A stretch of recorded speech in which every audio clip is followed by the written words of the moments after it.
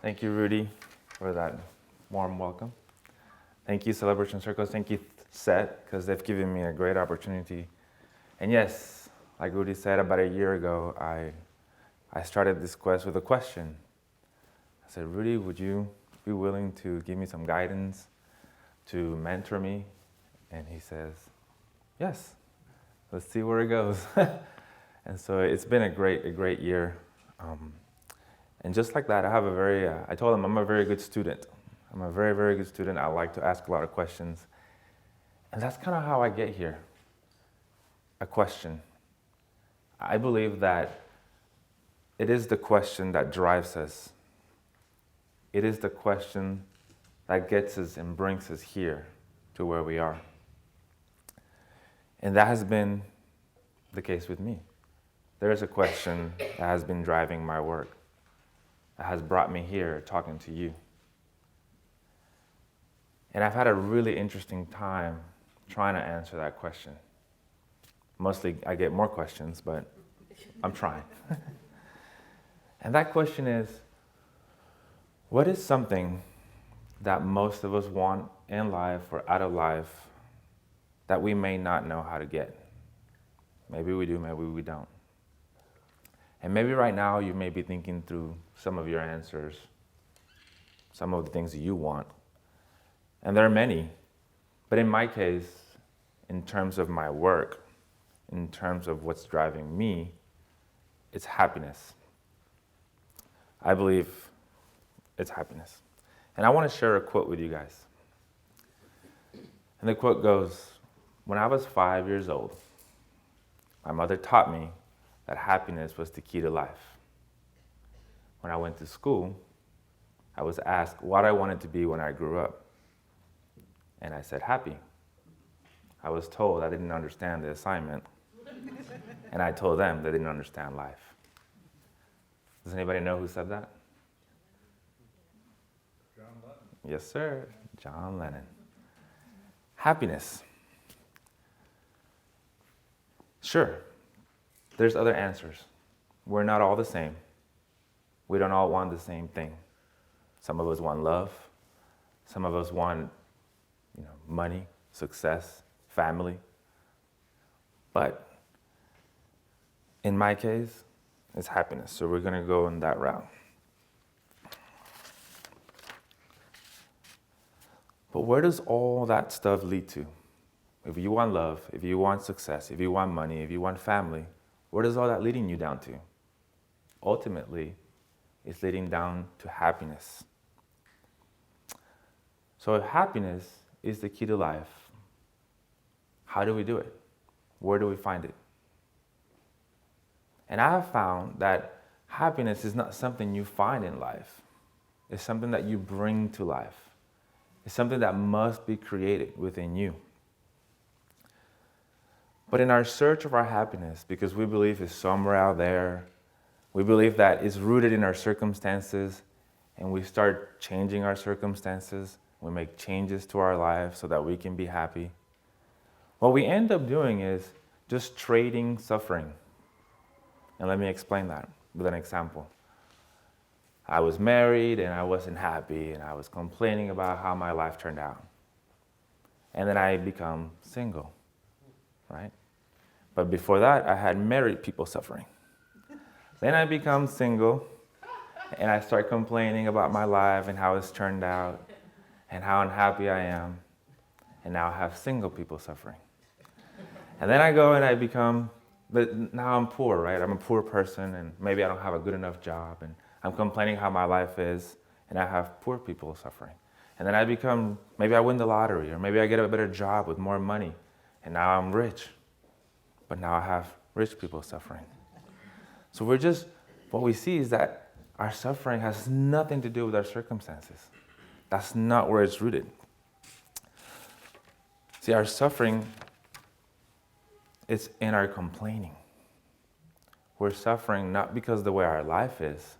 We're suffering because we're complaining about the way our life is. Suffering is in the complaining, not in life itself. But why do we complain? We complain because we're not happy. But why are we not happy? Because we don't have peace of mind. In my quest to answer this question, like Rudy said, I used to be a dancer. I still dance, but now it's more fun. But I had a career in dance. And one of the last times I went to go teach dance, I went to a house for a group of people, couples, who wanted to learn two-step. So I went, and it was kind of far. I've never been there before. And so I wanted to make sure I was on time, that I didn't get lost. And I drive up to this beautiful house, and I was like, I was really impressed. And so I go early, and I'm like, let me make some conversation with these people. And the other couples hadn't gotten there, but the couple that owned the house were there. And so I asked the husband, what do you do for a living? He said, I'm an environmental engineer. I'm like, what is an environmental engineer? He says, well, let me put it to you this way. My company gets hired to clean environmental messes. What is an environmental mess? I ask a lot of questions. What is an environmental mess? He says, okay, well, an environmental mess is, think of diesel fuel being spilled on water. And it's much like an oil drop in our water. It doesn't really dissolve. But he explained that there's a bacteria out there that kind of eats up the carbon particles of that chemical reaction in diesel. But it's a really slow process. So his job is to come in, to take a look at the equation, to take a look at the reaction, and see what are the limiting factors, right? To see if he can figure out a catalyst to speed up the process. And right when he said the word catalyst, I was like, oh my God, that relates to my work. Because I often see people like Rudy, people like me, or people like even ourselves, we all can be a catalyst in someone's life, right? So I'm thinking, how does this apply to us, right? And now, thinking about that question, now I have another question. If we're a process, an evolving process, and let's say for the sake of my work, the goal of the process is to reach happiness, what's getting in the way?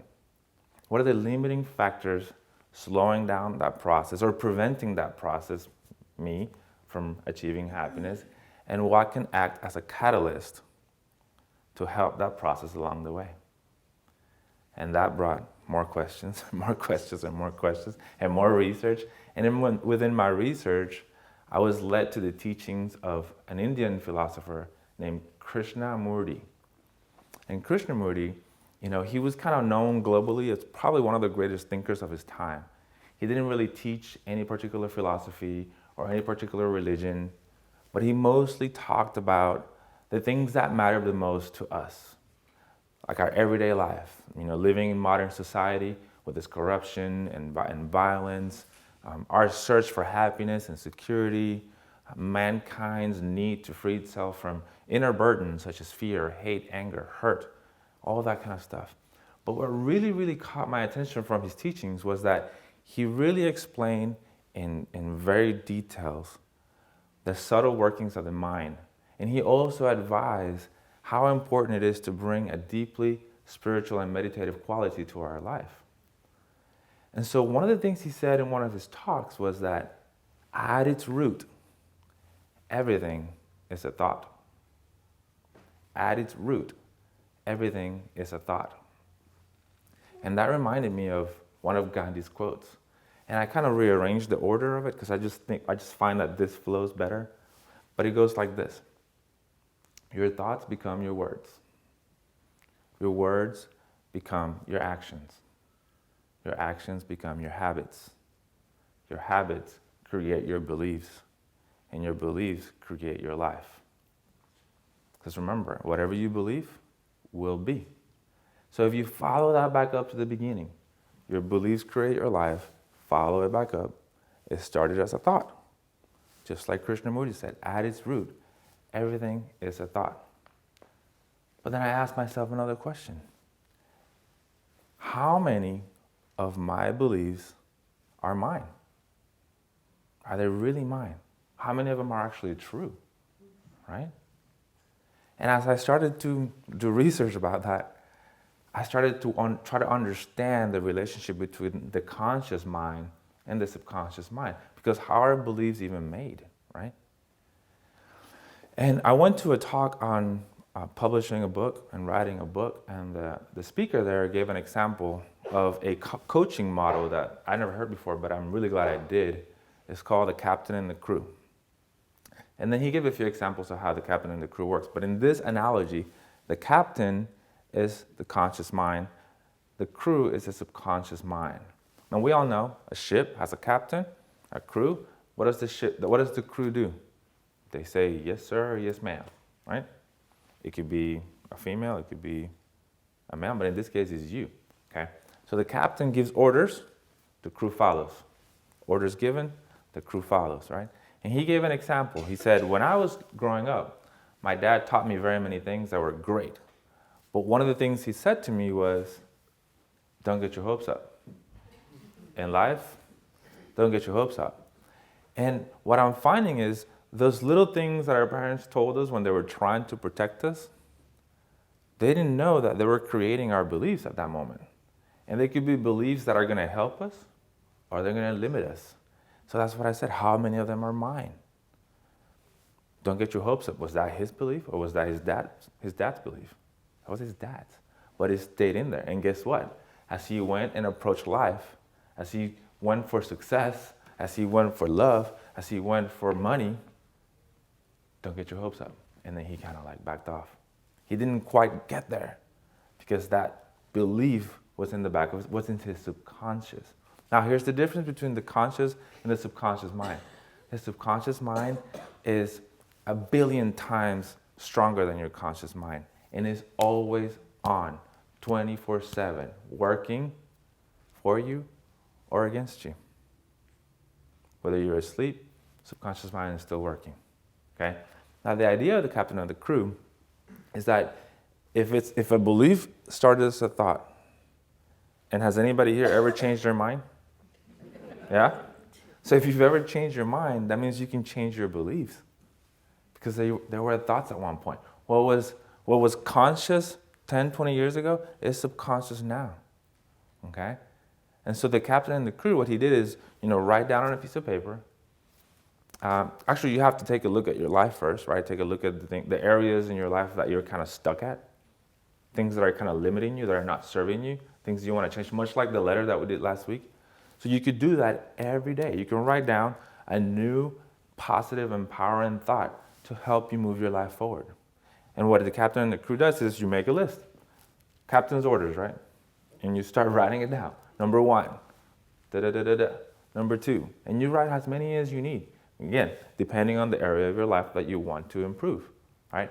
And then he says you got to do that for 90 days. Because guess what? Part of that thing was habit. Whatever you do every day, whatever you put your mind and your focus on, you'll create it, right? So you have to do that every single time, every day for 90 days. You think y'all can do that? Right? Most of us don't. We just kind of let it drop off. It'll become like anything else. Another example that the speaker said was his mentor. His mentor, when he was little, he really, really liked red bell peppers.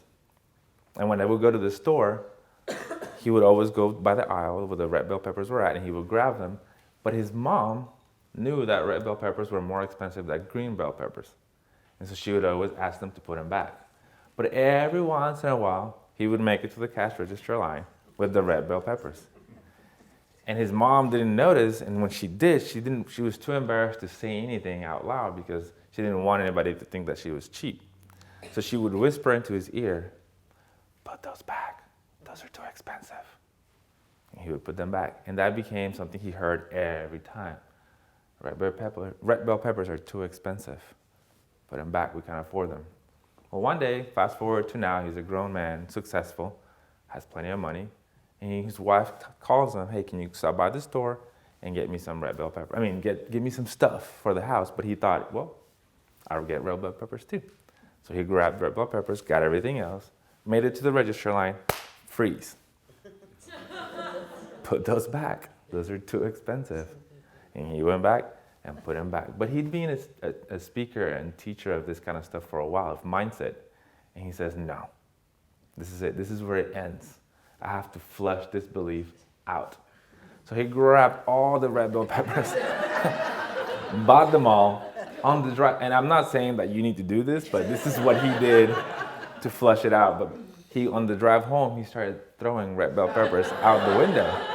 And as he threw them out, he said, I can afford red bell peppers. I have money now. There he goes.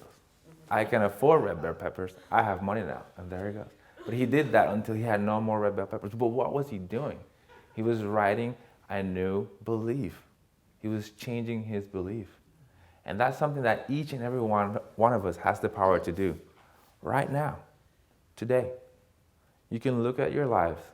You can look at where you're being limited, what is not serving you, and create a new belief. Write it down. Get a journal. As soon as I heard that, I started my journal. Captain and the crew. Here we go, day 1. I have about 12 of them that I started writing that I wanted to flush out old ones and create new ones. New ones that are going to help me move forward in life. You can do that too. But it's not enough just to write it down. So you write it down, and then you have to take daily, small, actionable steps that are aligned with that thought. Okay?